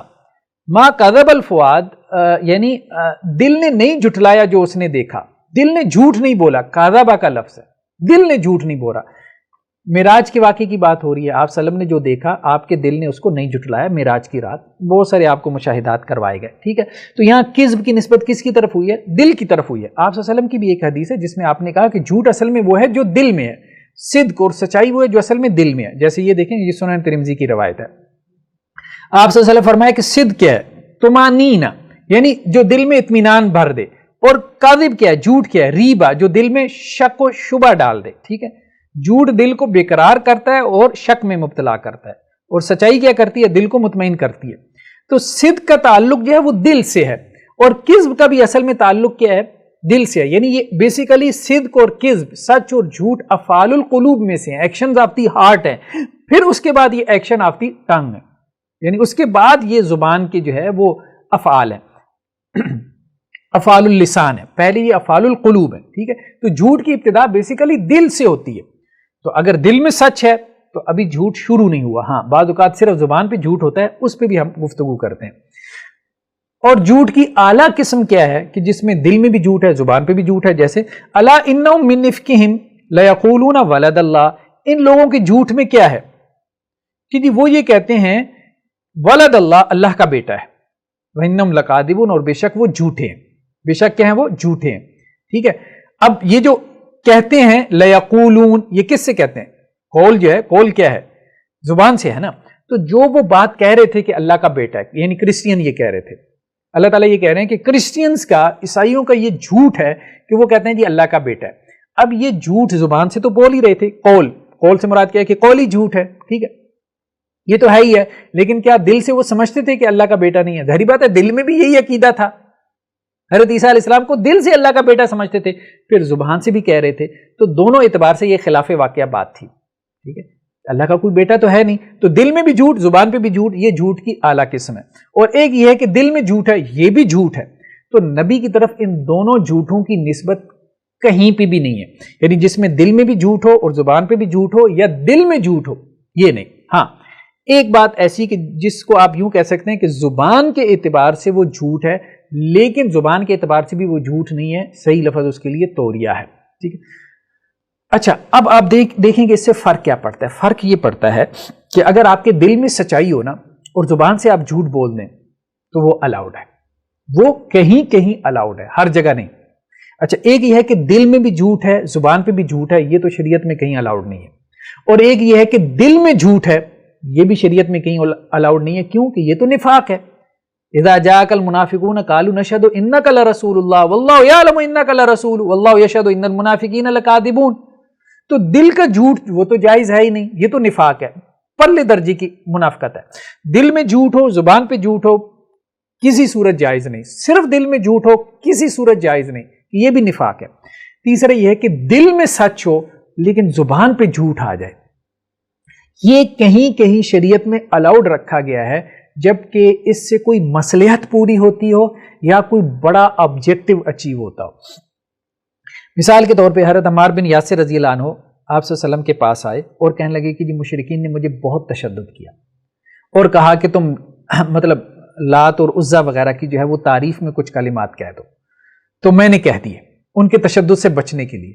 تو اس میں پھر قرآن کی آیات جو ہے وہ اتری ہیں کہ جس کا دل مطمئن ہو ایمان کے اوپر، اگر وہ زبان سے کوئی کلمہ کفر کہہ دے، اب وہ زبان سے جو کلمہ کفر کہے گا وہ جھوٹ ہی ہے، یعنی آپ لات اور عزا کی اگر آپ تعریف کریں گے تو ظاہری بات ہے لات اور عزا تو قابل تعریف نہیں ہے، یہ جھوٹ ہی ہے، لیکن یہ جھوٹ جو ہے وہ ضرر نہیں دے گا، یہ قابل معافی ہے۔ جیسے دیکھیں یہ قرآن مجید کی آیت ہے، من کفر باللہ من بعد ایمانہ، جس نے کفر کیا اللہ پر ایمان لانے کے بعد، الا من اکرہ، ہاں جو مجبور کر دیا گیا، وقلبہ مطمئن بالایمان، اور اس کا دل ایمان پہ مطمئن ہو، اس کو چھوٹ ہے۔ جس کا دل ایمان پہ مطمئن ہے اور اگر کوئی کافر مجبور کرتا ہے کہ ہمارے بتوں کی تعریف کرو ورنہ تمہاری گردن اڑا دیں گے، اور وہ جان بچانے کے لیے بتوں کی تعریف کر دیتا ہے، تو رخصت ہے، الاؤڈ ہے کہ جان بچانے کے لیے کلمہ کفر کہہ دے، اس سے وہ کافر نہیں ہو جائے گا یا اس کو گناہ نہیں ملے گا۔ تو یہ دیکھیں دل میں جھوٹ نہیں ہے لیکن آپ اپنی جان بچانے کے لیے جھوٹ بول رہے ہیں، تو یہ الاؤڈ ہے، یہ الاؤڈ ہے۔ اس کو آپ یوں بھی سمجھیں، جیسے ایک بندہ جو ہے کوئی قاتل ہے، ٹھیک ہے، اور وہ کسی کو قتل کرنے کے لیے جو ہے وہ اس کو ڈھونڈتا پھر رہا ہے، اور آپ کو پتا ہے کہ جی جس کو وہ قتل کرنا چاہ رہا ہے وہ کہاں پہ چھپ گیا، اب اس کا پیچھا کرتے کرتے آپ سے پوچھتا ہے بتاؤ وہ بندہ کہاں چھپا ہے، تو آپ جھوٹ بول دیں اس کی جان بچانے کے لیے، آپ کہیں کہ نہیں میں نے تو سچ بولنا ہے بھلے وہ جا کے اس کو مار دے، یہ ٹھیک نہیں ہے، یہ ٹھیک نہیں ہے۔ ایک بندے کی جان بچانے کے لیے آپ کو بعض اوقات جھوٹ بولنا ہے، اور یہ جھوٹ آپ دل سے نہیں بول رہے ہوتے، یہ صرف زبان پہ ہوتا ہے، اور اس میں مصلحت کیا ہوتی ہے؟ کسی کی جان بچانا۔ جیسے قرآن نے کہہ دیا کہ اپنی جان بچانے کے لیے بھی آپ جھوٹ بول سکتے ہو، جھوٹ کے کلمہ کفر سے بڑا کیا جھوٹ ہوگا بھائی، وہ بھی آپ بول سکتے ہو اپنی جان بچانے کے لیے، تو کسی دوسرے کی جان بچانے کے لیے بھی آپ جھوٹ بول سکتے ہو، بالکل بول سکتے ہو، یہ الاؤڈ ہے۔ اس بات کو سمجھیں، ایک جھوٹ ہے اور ایک جان بچانا ہے، اور یہ چونکہ یہ دل سے نہیں ہوتا، یہ صرف زبان پہ ہوتا ہے، تو یہ الاؤڈ ہے، ٹھیک ہے۔ اسی بات کو اگر آپ یوں سمجھیں، ایک اور حدیث میں اس بات کو کھولا گیا ہے کہ آپ صلی اللہ علیہ وسلم نے کچھ اور مقامات پہ بھی جھوٹ کی اجازت دی ہے اور کہا کہ وہ جھوٹ ہی نہیں ہے، مطلب وہ الاؤڈ ہے۔ یہ دیکھیں آپ صلی اللہ علیہ وسلم فرمایا لیس الکذاب الذی یصلح بین الناس، وہ جھوٹا نہیں ہے جو لوگوں کے درمیان اصلاح کا کام کرتا ہے، فینمی خیرا او یقول خیرا، ٹھیک ہے، جو دو آدمیوں میں صلح کروا دے اور اس میں کوئی اچھی بات منسوب کر دے یا اچھی بات کہہ دے تو وہ جھوٹا نہیں ہے۔ دو لوگ آپس میں لڑے ہوئے ہیں تو وہ کہتا ہے یار وہ تمہارے بارے میں نا یہ اچھی باتیں کر رہا تھا، جھوٹ سے کہتا ہے وہ تمہارے بارے میں تو ایسے ایسے جذبات رکھتا ہے، اور اس کو جا کے کہتا ہے کہ وہ تمہارے بارے میں ایسے ایسے جذبات رکھتا ہے، دونوں کی طرف سے جھوٹی بات کرتا ہے تاکہ ان کی آپس میں صلح ہو جائے، تو آپ صلی اللہ علیہ وسلم فرمایا یہ جھوٹا نہیں ہے۔ کیوں؟ کیونکہ مقصد اچھا ہے اس کا۔ تو جب انٹینشن بدل جائے، انٹینشن دل میں انٹینشن کیا ہے؟ اچھی ہے، انٹینشن خیر ہے، انٹینشن کیا ہے؟ فساد کا رستہ روکنا ہے، انٹینشن کیا ہے؟ اصلاح ہے، ٹھیک ہے۔ تو اب اگر یہ چھوٹی موٹی کوئی بات جو صرف زبان کی حد تک ہو اور خلاف واقعہ ہو یہ کر دے تو یہ جھوٹ نہیں ہے، آپ صلی اللہ علیہ وسلم نے کہہ دیا یہ جھوٹ نہیں ہے، ٹھیک ہے۔ اچھا اس بات کو آپ ایک اور طرح سے بھی سمجھیں، ایک اور جگہ پہ یہ روایت آپ کو ملے گی، وہ تو صحیح بخاری کی روایت تھی، یہ سنن ترمذی کی روایت ہے 1939۔ آپ صلی اللہ علیہ وسلم فرمایا 3 جگہ پر جھوٹ حلال اور جائز ہے، ٹھیک ہے، 3 جگہ پہ جھوٹ حلال اور جائز ہے، یہ 3 جگہ نہیں ہے، ان 3 کے نیچے آگے بہت ساری جگہ آ جاتی ہیں، یعنی 3 بیسیکلی یہ کیٹیگریز ہیں۔ وہ کون سی؟ ایک یہ کہ آدمی اپنی بیوی سے بات کرے تاکہ اس کو راضی کر لے، یعنی گھر میں ظاہری بات ایسے فساد برپا ہو رہا ہے، ٹھیک ہے، لڑائی جھگڑا، سیپریشن، طلاق، ڈائیورس تک بات پہنچ جائے گی سچ بولنے کی صورت میں، تو بہتر ہے وہ خلاف واقعہ بات کر کے جو ہے وہ بیوی کو راضی کر لے، یہ نہیں کہ صبح شام جو ہے وہ جھوٹ بولتا رہے، یہ مراد نہیں۔ دوسرا کیا ہے؟ جنگ میں جھوٹ بولنا، جنگ میں جھوٹ بولنا، اب دشمن آپ کے سر پہ کھڑا ہو، ایک سچ بولنے سے آپ کی پوری قوم جاتی ہو، آپ کہیں کہ نہیں میری پوری قوم غلام بن جائے، میرا ملک ہارتا ہے تو ہار جائے، کھنڈر بنتا ہے تو کھنڈر بن جائے، میں نے سچ بولنا ہے۔ عجیب لوگ ہیں آپ، مطلب آپ کروڑوں لوگ جو ہے وہ شہید کروا دیں گے صرف اپنے ایک سچ کی خاطر، اللاجیکل ہے نا، کامن سینس کے خلاف ہے۔ تیسرا کیا ہے؟ لوگوں کے درمیان صلح کروانے کے لیے جھوٹ بولنا، وہ جو ابھی بات آ گئی کہ اس میں بھی آپ کا مقصد کیا ہوتا ہے؟ خیر ہے، کیونکہ لڑائی جھگڑا فساد بڑھتا ہے، قتل و غارت تک نوبت آ جاتی ہے، اور قتل و غارت سے بڑا تو کوئی گناہ ہے کوئی نہیں، اس سے بڑا فساد فی الارض تو ہے کوئی نہیں، تو اس سے بچنے کے لیے آپ لوگوں میں صلح کروانے کے لیے کیا کرتے ہیں؟ چونکہ قبائلی معاشرہ تھا، یہی باتیں بڑھ کے پھر قتل و غارت تک نوبت آ جاتی تھی، تو آپ صلی اللہ علیہ وسلم فرمایا کہ اصلاح کروانے کے لیے اگر جھوٹ بولے تو اس میں کوئی حرج والی بات نہیں ہے، ٹھیک ہے۔ تو یہ جھوٹ نہیں ہے، بہت سارے مقامات پہ جھوٹ کو الاؤ کیا گیا۔ ہاں اگر دیکھیں، لیکن الاؤ کیوں کیا گیا؟ کوئی مصلحت، بڑی مصلحت سامنے ہو، بڑی مصلحت سامنے ہو، ہم نے کہا بڑی مصلحت سامنے ہو، یا پھر جو ہے وہ دین سے کوئی بڑا اعتراض دور کرنا مقصود ہو، جیسے ابراہیم علیہ السلام کے سامنے بڑی مصلحت کیا تھی کہ بتوں کو جو ہے وہ توڑنا چاہتے تھے اور ان کو توحید سمجھانا چاہ رہے تھے، شرک سے روکنا چاہ رہے تھے. تو قوم کو شرک سے روکنا اور توحید سمجھانا، اس سے بڑی دینی مصلحت کیا ہو سکتی ہے؟ کوئی ذاتی مفاد کی خاطر تو ابراہیم علیہ السلام نے جھوٹ تھوڑا بولا. وہ دونوں جو ہیں انی سکیم کہ میں بیمار ہونے والا ہوں، وہ بھی کس لیے ہے کہ پیچھے سے بتوں کو توڑنا ہے. اس سے بڑا جہاد کیا ہے؟ پھر اس کے بعد جو واپس آئے ہیں اور کہا کہ بل فعلہ کبیرہم ھذا، کہ تمہارے اس بڑے نے کیا ہے، تو مقصود کیا تھا؟ قرآن نے خود جو ہے وہ تبصرہ کیا، ثم نکسوا علی رؤوسہم.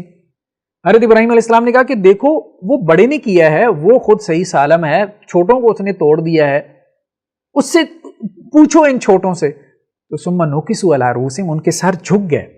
ابراہیم قرآن نے کیا تبصرہ کیا؟ ان سب کے سر جھک گئے کہ یار ہمیں کیا پوچھیں کیا پوچھیں، یہ تو خدائیں بولتی ہی نہیں ہیں. پھر خود ہی کہنے لگے ابراہیم علیہ السلام سے کہ ابراہیم آپ کو پتہ نہیں ہے کہ یہ تو بولتی نہیں ہے، یہ تو گفتگو ہی نہیں کرتے، یہ تو گفتگو ہی نہیں کرتے. ٹھیک ہے، تو اب آپ دیکھیں کہ یہ کیا تھا؟ یہ اصل میں بیسیکلی توحید سمجھانے کے لیے ایک تدبیر تھی.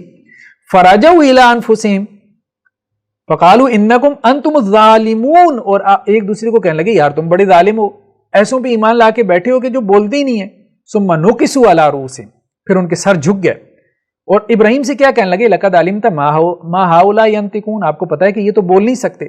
تو قال افتعبدون من دون اللہ، حضرت ابراہیم نے کہا کہ ان کی عبادت کر رہے ہو اللہ کو چھوڑ کے، جو بول ہی نہیں سکتے. تو یہ کیا ہے؟ یہ اصل میں محاجہ ہے، یہ ڈائلاگ ہے جس کے ذریعے ابراہیم علیہ السلام جو ہے وہ مشرکوں کے اوپر غالب آئے ہیں. تو یہ بیسیکلی اللہ کے دین کی نصرت کے لیے تھا، اللہ کے دین کو غالب کرنے کی جد و جہد میں جو ہے وہ انہوں نے ایک تدبیر اور ایک حیلہ اختیار کیا.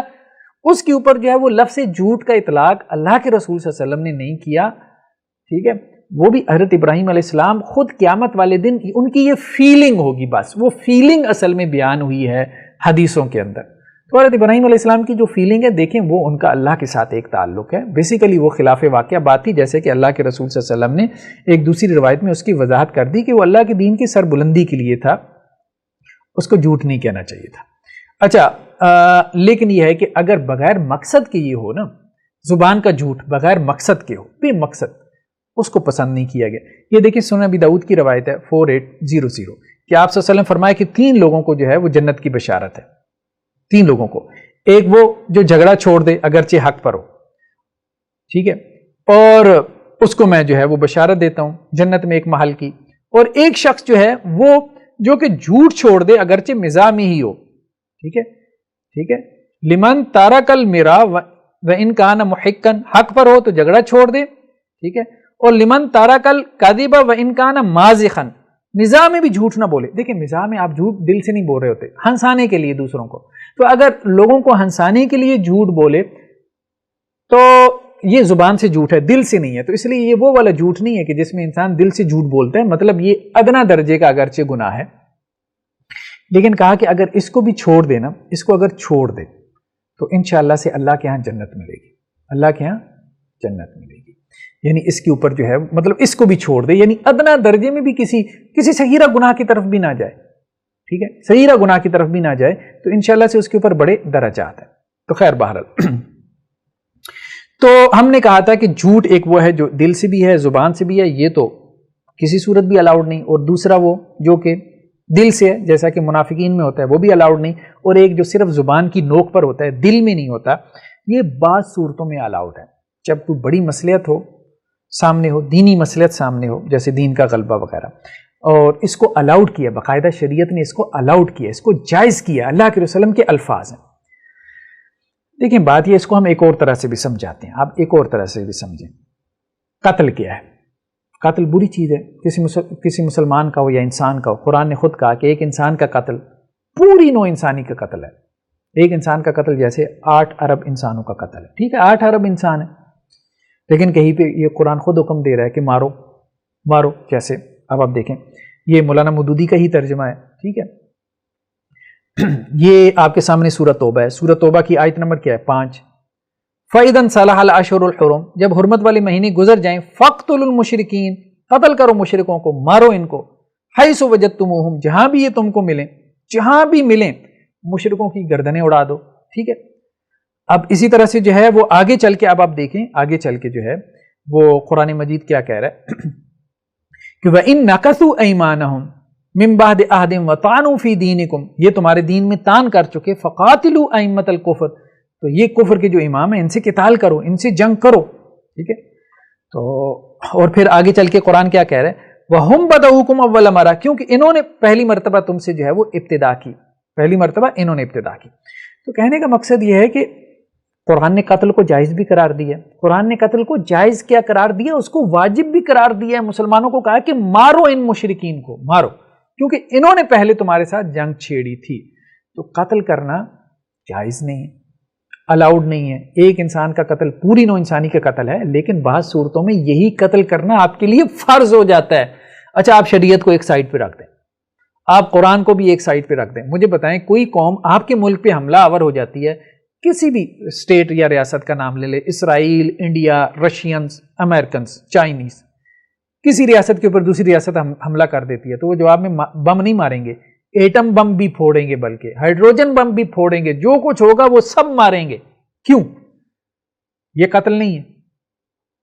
ٹھیک ہے، ہو سکتا ہے کہ وہ یورپی یونین جو ہے وہ پھانسی کو کہہ رہی ہو کہ جی یہ پھانسی کی سزا نہیں ہونی چاہیے، لیکن جب ان کی ریاست بھی کوئی حملہ آور ہو جائے گا تو اس وقت جو ہے وہ پوری پوری قوموں کو نیست و نابود کر دیں گے. تو آپ ریشنل ہو کے بھی سوچیں تو ایک کام اگر ایک کیس میں، ایک سینیریو میں جائز نہیں ہے تو اس کا مطلب یہ نہیں ہے کہ وہ ہر صورت میں جائز نہیں ہے، ہر صورت میں جائز نہیں ہے.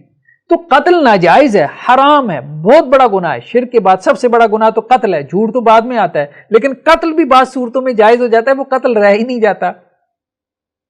اچھا، خودکشی اسلام میں حرام ہے، بالکل حرام ہے، ٹھیک ہے، لیکن یہ مولانا مودودی کا ترجمہ دیکھیں کہ خودکشی جائز ہے. یہ دیکھیں سورہ بقرہ میں بنی اسرائیل کے بارے میں جنہوں نے بچڑے کی عبادت کی تھی. بنی اسرائیل میں سے کچھ لوگوں نے بچڑے کی عبادت کی تو ان کو کہا گیا کہ اب تمہاری سزا یہ ہے کہ تم اپنے آپ کو قتل کرو.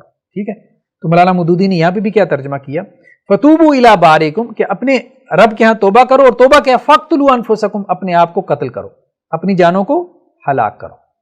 ٹھیک ہے، تو قتل نفس تو حرام ہے، خودکشی تو حرام ہے، لیکن بنی اسرائیل جو ہے وہ کر رہے ہیں. ان کو حکم ہی یہی تھا، ان کے لیے لازم تھا، کیونکہ انہوں نے بچڑی کی پرستش کر لی، عبادت کر لی، مرتد ہو گئے، اپنے دین سے پھر گئے. اور جو مرتد ہو جائے اس کی بنی اسرائیل میں سزا کیا تھی؟ یہی سزا تھی کہ اس کو قتل کر دیا جائے. تو کہا گیا کہ اب وہ اپنے آپ کو قتل کریں. ٹھیک ہے، اچھا، اس کے بعد اب آپ دیکھیں اللہ کے رسول صلی اللہ علیہ وسلم کی بہت سی احادیث آپ کو مل جائیں گی کہ ایک کام اگر حرام ہے تو اس کا مطلب یہ نہیں کہ ہر صورت حرام ہے. بھائی کچھ صورتوں میں وہ الاؤڈ بھی ہو جاتا ہے، جیسے تکبر. اللہ سبحانہ و تعالیٰ کیا کہتا ہے قرآن مجید میں، جیسے سورہ لقمان میں، کہ اللہ تعالیٰ مختال فخور کو پسند نہیں کرتا، یعنی اختیال سے، مطلب جو اپنے آپ کو بڑا سمجھتا ہے، ٹھیک ہے، جس میں تکبر ہے، تو اللہ تعالیٰ متکبر کو پسند نہیں کرتا. تکبر اللہ کو پسند نہیں ہے، سیدھی سی بات ہے. شیخی خورا، فخر کرنے والا اللہ کو پسند نہیں ہے، لیکن بعض مقامات پہ تکبر کو الاؤ کیا ہے، جیسے یہ سنن نسائی کی روایت ہے آپ کے سامنے 2558. ٹھیک ہے، یہاں پہ وہی الفاظ ہیں کہ خیلا کے الفاظ ہیں، وہی اختیال سے. ٹھیک ہے، کہ کچھ تکبر ایسا ہے کہ جس کو اللہ تعالیٰ ناپسند کرتا ہے، اور کچھ تکبر ایسا ہے کہ جس سے اللہ تعالیٰ محبت کرتا ہے. وَمِنَ الْخُيَلَاءِ مَا يُحِبُّ اللَّهُ وَمِنْهَا مَا يُبْغِضُ اللَّهُ، اور کچھ تکبر ایسا ہے جس سے اللہ تعالیٰ بغض رکھتا ہے. ٹھیک ہے، یہاں ترجمہ بھی آپ دیکھ لیں، ترجمہ بھی آپ اس طرف جا کے جو ہے وہ دیکھ لیں. غیرت کے بارے میں بھی یہ کہا کہ ایک غیرت وہ ہے جسے اللہ پسند کرتا ہے، اور ایک غیرت وہ ہے جسے اللہ تعالیٰ پسند نہیں کرتا. اسی طرح ایک فخر اور تکبر وہ ہے جسے اللہ تعالیٰ پسند کرتا ہے، اور ایک فخر وہ ہے جسے اللہ تعالیٰ ناپسند کرتا ہے. ٹھیک ہے، تو جو فخر اللہ تعالیٰ پسند کرتا ہے، تکبر، وہ ہے جو آدمی لڑائی کے وقت کرے یا صدقہ کرتے وقت کرے. ٹھیک ہے، اور ناپسندیدہ فخر اور تکبر کیا ہے؟ جو باطل میں ہو. تو اگر حق کے راستے میں ہو، یعنی ایک میدان جنگ میں مجاہد جا رہا ہے اور وہ اکڑ کے چلتا ہے میدان جنگ میں، ویسے اکڑ کے چلنا یہ ناپسندیدہ ہے، لیکن میدان جنگ میں دشمنوں کے سامنے اکڑ کے چلنا، ٹھیک ہے، اس کی اجازت ہے، یہ الاؤڈ ہے، یہ الاؤڈ ہے. اللہ کے رسول صلی اللہ علیہ وسلم نے بھی جو ہے وہ طواف کے موقع پہ جو ہے وہ مطلب یہ کیا تھا، صحابہ کرام جو ہے وہ سینے تان کے چلے تھے. ٹھیک ہے، صلح حدیبیہ کے بعد جب جو ہے وہ طواف کیا گیا، جب مکہ میں آئے ہیں تو کیا تھا، مشرکین مکہ کو دکھانا مقصود تھا. تو اسی طرح سے جھوٹ جو ہے وہ حرام ہے، لیکن بعض مقامات پہ وہ الاؤڈ ہے، نہ صرف الاؤڈ ہے بلکہ وہ واجب ہو جاتا ہے. تو تیسرا جو مقام تھا اس میں حضرت ابراہیم علیہ السلام نے جو ہے وہ بچانا چاہے. کس کو بچانا چاہے؟ اپنے آپ کو بھی بچانا چاہے بادشاہ کے شر سے، اور اپنی اہلیہ کو حضرت سارہ کو بھی بچانا چاہے. یعنی انسان کا اپنی جان کو بچانا اور اپنی عزت کو، پہلی بات ہے انسان کے لیے سب سے اہم چیز کیا ہوتی ہے؟ اس کی جان اور اس کی عزت. ٹھیک ہے، تو اب حضرت ابراہیم علیہ السلام نے اپنی جان اور اپنی عزت بچانے کے لیے ایک ایسی بات کی کہ جس میں توریہ زومانی بات تھی، اور دوسری بات بھی غلط نہیں تھی. انما المؤمنون اخوہ، مومن آپس میں جو ہے وہ بہن بھائی ہیں. تو حضرت ابراہیم علیہ السلام نے اگر کہہ بھی دیا حضرت سارہ کو کہ وہ میری بہن ہے تو دینی بہن ہے، اس میں تو کوئی غلط بات تھی نہیں نا. بہن کے دو معنی تھے، ایک یہ کہ میری نسبی بہن ہے اور ایک یہ کہ دینی بہن ہے. ٹھیک ہے، تو بادشاہ نے سمجھا کہ نسبی بہن ہے، حضرت ابراہیم علیہ السلام نے مراد لی کہ دینی بہن ہے. تو وہی ایک لفظ میں دو معنی ہیں. تو مخاطب سمجھ رہا ہے قریب والا معنی، آپ مراد لے رہے ہیں دور والا معنی. تو چونکہ اس لفظ میں دونوں معنی موجود ہیں، تو جب دونوں معنی موجود ہیں تو وہ جھوٹ ہے نہیں. لیکن حضرت ابراہیم علیہ السلام نے اس اعتبار سے ان کی یہ فیلنگ بنی کہ چونکہ مخاطب یہ سمجھ رہا تھا، یہ معنی سمجھ رہا تھا، اور میں کوئی اور معنی مراد لے رہا تھا، تو کم از کم مجھے وہی معنی مراد لینا چاہیے تھا جو مخاطب سمجھ رہا تھا، چاہے میرے اوپر کتنی بڑی ہی آزمائش کیوں نہ آ جاتی. تو یہ بھی نہیں ہونا چاہیے تھا. تو یہ جھوٹ نہیں تھا. لیکن ابراہیم علیہ السلام نے یہ اپنی فیلنگ اور احساس قیامت والے دن جو ہے وہ یہ شیئر کریں گے اور لوگوں سے کہیں گے کہ میں اللہ کا سامنا اس لیے نہیں کر سکتا کہ میرے مقام اور مرتبے کے اعتبار سے مجھے لگتا ہے کہ شاید یہ بات بھی مناسب نہیں تھی. تو یہ ہے بیسیکلی جو ہے وہ حضرت ابراہیم علیہ السلام کی طرف جو منسوب 3 جھوٹ ہیں. تو ہم نے کہا خلاصہ یہی ہے کہ وہ جھوٹ نہیں ہے، بیسیکلی وہ توریہ ہے. کہ توریہ کسے کہتے ہیں؟ ایک لفظ میں 2 معنی مراد ہو سکتے ہیں، ایک قریبی ایک دور والا. حضرت ابراہیم علیہ السلام نے دور والا معنی مراد لیا اور قریبی معنی جو ہے وہ مخاطبین نے مراد لیا. تو اس اعتبار سے جو ہے اس کو ہم کہہ سکتے ہیں کہ وہ خلاف واقعہ بات ہے. باقی یہ کہ اس کے لیے حدیث میں کاذب کا لفظ آیا، جھوٹ کا لفظ، تو وہ اللہ کے رسول صلی اللہ علیہ وسلم نے ان کی طرف نسبت نہیں کی جھوٹ کے لفظ کی. اللہ کے رسول نے تو بلکہ یہ کہا کہ وہ جھوٹ ہے ہی نہیں، وہ تو اللہ کے دین کی سربلندی کے لیے کیے گئے حیل اور تدابیر ہیں جو حضرت ابراہیم علیہ السلام نے کیے ہیں، جو باعث اجر و ثواب تو کیا وہ تو بلکہ فرض ہیں. اور آپ صلی اللہ علیہ وسلم نے کئی مواقع پہ ایسی حرام چیزیں ان کو بتایا، اور قرآن نے بھی بتایا کہ کئی مواقع پہ جو چیزیں حرام ہوتی ہیں تو اللہ کے دین کے غلبے کے لیے وہ نہ صرف الاؤڈ ہو جاتی ہیں بلکہ واجب ہو جاتی ہیں. جیسے مشرکین کو قتل کرنا، جیسے جو ہے وہ بنی اسرائیل کا خودکشی کرنا، جیسے جو ہے وہ میدان جنگ میں جو ہے وہ تکبر کرنا، اور جیسے لوگوں میں صلح کروانے کے لیے جھوٹ بولنا، جیسا کہ جنگ میں جو ہے وہ جھوٹ بولنا. یہ دین جو ہے وہ ہمارا بہت گہرا ہے، بہت گہرا ہے. 2 اور 2 4 کی طرح ایک ہی طرح سے جو ہے وہ ہم اس کو جو ہے وہ لاگو نہیں کر سکتے، ہر جگہ پہ لاگو نہیں کر سکتے. اور دین سے ہٹ کے بھی ہم نے کہا اگر آپ اس کو سوچیں گے، یعنی ایک بندہ کسی کو قتل کرنے کے لیے ڈھونڈتا پھر رہا ہے اور آپ کو پتا ہے کہ وہ جس کو وہ قتل کرنا چاہ رہا ہے وہ کہاں چھپا ہوا ہے، تو آپ کیا کریں گے؟ مطلب آپ سچ بولیں گے اور اس کی جان جانے دیں گے؟ کیا کریں گے؟ مطلب آپ عقل کی بنیاد پہ بتائیں نا، چھوڑیں آپ عقل کی بنیاد پہ بتائیں. تو وہاں تو آپ یہی کہیں گے بھائی جھوٹ بولنا فرض ہے، جھوٹ بولنا بلکہ فرض ہے، جائز بھی نہیں ہے، فرض ہے، اگلے کی جان بچاؤ. اور اگر آپ کی پوری قوم جو ہے وہ اس کے اوپر جو ہے وہ حملہ ہونے والا ہو اور پوری قوم جو ہے وہ تباہ و برباد ہونے والی ہو صرف آپ کی ایک انفارمیشن دینے سے، مطلب آپ سیکرٹ سروس میں، آپ دشمن کے ہاتھے لگ جاتے ہیں، آپ ایجنسی میں، ٹھیک ہے، اب آپ کہیں گے نہیں آپ ان کے ہاتھے لگ گئے ہیں تو آپ سچ سچ بول دیں، سارے اپنے جو ہے وہ قوم کے راز ان کو بتا دیں، سارے راز ان کو بتا دیں. بھائی کیوں بتا دیں ان کو راز؟ کیوں بتا دیں؟ مطلب ساری قوم کو جو ہے وہ غلام بنوا دیں. ریشنلائز ہو کے سوچیں نا، لاجیکل ہو کے سوچیں تو بہت ساری جگہوں پہ آپ بھی کہیں گے کہ بھائی جھوٹ بولنا گویا کہ فرض ہے، لازم ہے، صرف عقل و منطق سے بھی سوچیں. یہی بات ہے، باتوں کو انڈرسٹینڈ کریں، باتوں کو سمجھیں. ایسے خواہ مخواہ جو ہے نا ایک بات پکڑ کے جو ہے اس کا واویلا شروع کر دینا کہ نبی جو ہے وہ جھوٹا ہو جائے گا. بات یہ ہے کہ یہ بات کسی نے بھی نہیں کی، کسی نے بھی نہیں کی. تو حضرت ابراہیم علیہ السلام نے کذب کا لفظ صرف خود اپنے لیے استعمال کیا، باقی اللہ کے وسلم نے بھی استعمال نہیں کیا، وہ بھی جسٹ ان کی فیلنگ ہے. اور اس فیلنگ کے اعتبار سے حضرت موسیٰ علیہ السلام نے بھی اپنے لیے قتل کا لفظ استعمال کیا. لیکن ہم یہ سمجھتے ہیں ان کی جسٹ فیلنگ ہے، یہ ان کی ہمبلنس ہے کہ وہ اللہ کے ساتھ تعلق کے جس مقام اور مرتبے پہ ہیں تو وہ یہ سمجھتے ہیں کہ یہ جو ادنا درجے کی کمی آئی ہے اللہ کے ساتھ تعلق میں، تو ہماری یہ کمی بھی نہیں آنی چاہیے تھی. یہ نہیں کہ وہ کسی معصیت میں پڑ گئے، کسی گناہ میں پڑ گئے، نہیں، وہ اس تعلق کی شدت میں کمی کو بھی گویا کہ اپنے طور پہ یہ سمجھتے ہیں کہ شاید یہ معصیت ہے، حالانکہ وہ معصیت ہوتی نہیں ہے، معصیت ہوتی نہیں۔ تو اللہ سے دعا ہے کہ اللہ تعالی ہمیں سمجھ کی توفیق نصیب فرمائے۔ جزاکم اللہ خیر، والسلام علیکم ورحمۃ اللہ وبرکاتہ۔